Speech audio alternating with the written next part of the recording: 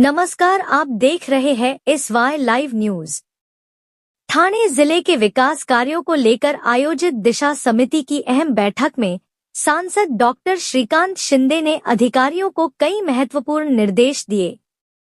उन्होंने कहा कि जिले के शहरी और ग्रामीण क्षेत्रों के संतुलित विकास के लिए सभी विभाग आपसी समन्वय के साथ काम करें। बैठक में सरकारी स्कूलों को स्मार्ट स्कूल बनाने के लिए करीब 100 करोड़ रुपए की परियोजना, उल्हास और वाल्धुनी नदियों के पुनर्जीवन, ग्रामीण क्षेत्रों में आधुनिक कचरा प्रबंधन, सड़क विकास, अंडरग्राउंड केबलिंग, जल संरक्षण, आयुष्मान भारत योजना और प्रधानमंत्री आवास योजना की प्रगति की समीक्षा की गई। डॉक्टर श्रीकांत शिंदे ने सभी लंबित विकास कार्यों को समयबद्ध तरीके से पूरा करने और सरकारी योजनाओं का लाभ अंतिम व्यक्ति तक पहुंचाने पर विशेष जोर दिया। ठाणे से सारापुरी की रिपोर्ट। ऐसी ही हर बड़ी खबर के लिए जुड़े रहिए SY लाइव न्यूज के साथ। प्रधानमंत्री नरेंद्र मोदीजींच्या नेतृत्वाखाली केंद्र सरकारच्या माध्यमाने केंद्र सरकारच्या ज्या ज्या योजना जिल्ह्यामध्ये सुरू आहेत त्या योजनांचा आढावा घेण्याचं काम जे आहे दिशा कमिटीच्या माध्यमाने या ठिकाणी झालं। जिल्ह्यातील तिन्ही खासदार या ठिकाणी उपस्थित होते, त्याचबरोबर आमदार महोदय या ठिकाणी उपस्थित आहेत, नगराध्यक्ष असतील, महापौर, सगळे कलेक्टर महोदय, आयुक्त महोदय। आणि या बैठकीमध्ये केंद्र सरकारच्या योजनांचा आढावा घेण्यात आला। कशा प्रकारे योजना ज्या सुरू आहेत, कशा प्रकारे उद्दिष्ट जे आहे फुलफिल केलं जात आहे, काही उद्दिष्ट जे आहे हे राहिलेलं आहे, ते का राहिलेलं आहे, या सगळ्यांवरती जो आहे हा आढावा त्याचा घेण्यात आला। याच्यामध्ये शाळांची परिस्थिती काय आहे, कशा प्रकारे शाळा ज्या आहेत येणाऱ्या काळामध्ये आपण स्मार्ट स्कूल्स करू शकतो, या ठाणे जिल्ह्यामधील सर्व शाळा ज्या आहेत त्या कशा आदर्श होतील याच्यासाठी देखील एक आढावा 100 कोटीचा DPR जो आहे 100 कोटीचा बनवण्यासाठी सूचना ज्या आहेत या ठिकाणी दिलेल्या आहेत। त्याचबरोबर या पूर्ण MMR जो रिजन आहे याच्यामध्ये सॉलिड वेस्ट मॅनेजमेंट प्रकल्प ज्या महानगरपालिकेमध्ये आहे तो आहे, पण जिथे नाहीये तिथे इंटिग्रेटेड प्रकल्प कसा राबवला जाईल। जिल्हा परिषदेसाठी आपण पहिल्यांदाच ठाणे जिल्हा पहिला असेल की जो स्वतःचा सॉलिड वेस्ट मॅनेजमेंट प्रकल्प राबवणार आहे। MPCB ने त्याचा DPR बनवला, त्याच्या जागा ज्या आहेत कुठे कुठे करायच्या ह्याचा पूर्ण DPR आणि त्याचा आता कार्यान्वित जे आहे ते काही महिन्यांमध्ये काही दिवसांमध्ये जे आहे हा तो प्रोजेक्ट कल्याण ग्रामीण मध्ये हा राबवला जाईल। आणि त्याच आधारावरती ठाणे ग्रामीण भागामध्ये जिथे जिथे आता महानगरपालिका नाहीये तिथे देखील अशाच प्रकारे डिसेंट्रलाइज्ड पद्धतीने सॉलिड वेस्ट मॅनेजमेंट प्रोजेक्ट जे आहे ते आम्ही राबवू। त्याचबरोबर उल्हास आणि वाल्धुनी नदी याचा देखील DPR बनवण्याचं काम MPCB ने केलेलं आहे। 1 वर्ष त्याच्यावरती अभ्यास केलाय, निरी संस्था जी आहे त्याच्याबरोबर काम करते आणि लवकरच त्याला मान्यता जो आहे तो MPCB कडून मिळेल। गेले अनेक वर्ष वाल्धुनी आणि उल्हास नदी हे प्रदूषित नदी म्हणून आपण आपण ओळखतो।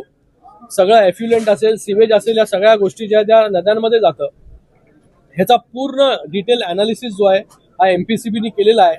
आणि ह्याला जेव्हा मान्यता मिळेल तेव्हा या पूर्ण दोन्ही नदीचा उगमापासून ते जिथे समुद्राला जाऊन मिळतात तिथपर्यंत जे आहे ह्या पूर्ण नदीचं रिज्युव्हेनेशन जे आहे ते त्या ठिकाणी आम्ही करणार आहोत। खूप महत्वाकांक्षी प्रकल्प जो आहे तो ठाणे जिल्ह्यासाठी हा असणार आहे आणि त्यासाठी मी MPCBचं धन्यवाद व्यक्त करतो की 1 वर्षापासून ते या प्रोजेक्टवरती अभ्यास करताय, आता त्याला लवकरात लवकर मान्यता मिळेल।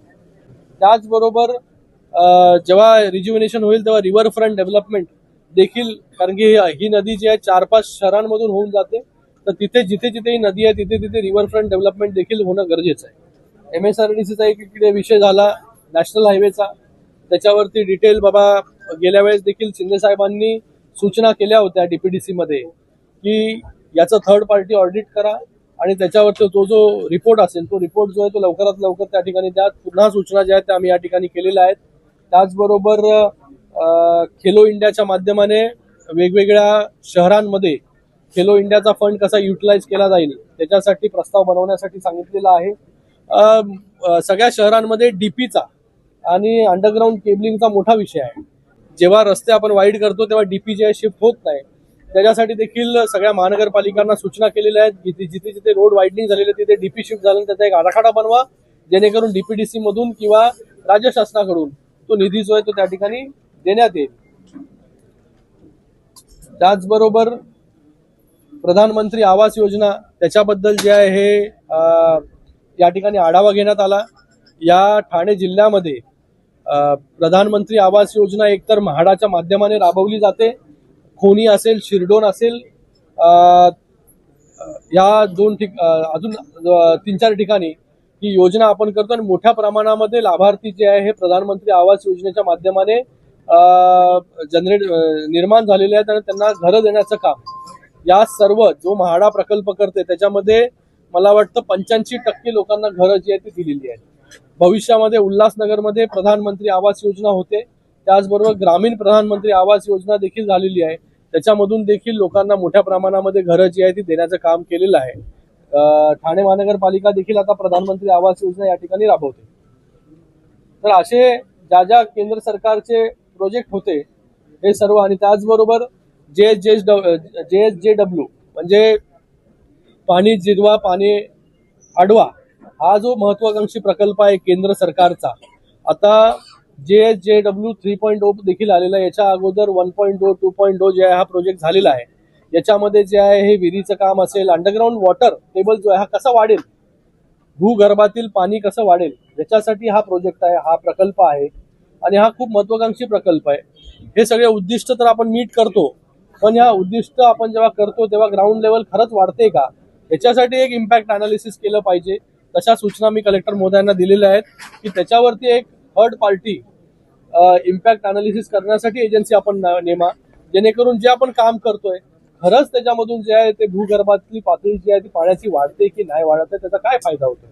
तर ह्या सगळ्या गोष्टी ज्या आहेत या सगळ्या गोष्टींवरती आणि अनेक प्रकल्प अजून होत्या. हे मेजर तुम्हाला मी सांगितलं, अनेक प्रकल्प जे केंद्र सरकारचे आहेत हे त्याच्यावरती चर्चा या ठिकाणी झाल्या आणि चांगला आढावा, चांगलं काम जे आहे ठाणे जिल्ह्यामध्ये या ठिकाणी होतंय आणि जी कामं प्रलंबित आहेत ती का झाली त्याचा संक्षिप्त आढावा जो देखील घेण्यात आला आणि त्याचबरोबर त्याच्यावरती डिटेल रिपोर्ट जे आहे, जसं जलजीवन मिशन, या जलजीवन मिशनवरती डिटेल आढावा जो आहे हा मी मागवलेला आहे जिल्हा परिषद अध्यक्षांकडून, जेणेकरून खरंच जलजीवन मिशन किती % जो आहे सक्सेसफुल झालेला आहे, किती लोकांपर्यंत जे आहे ते पाणी जे आहे ते घराघरापर्यंत जे आहे हे पोहोचलेलं आहे.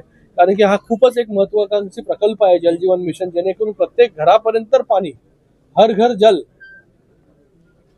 तर या सगळ्या गोष्टींचा आढावा जो आहे तो या ठिकाणी झाला आणि चांगलं काम जिल्ह्यामध्ये होतंय. काही सूचना या ठिकाणी केलेल्या आहेत त्यात मी तुमच्या समोर मांडलेल्या आहेत. चला, धन्यवाद.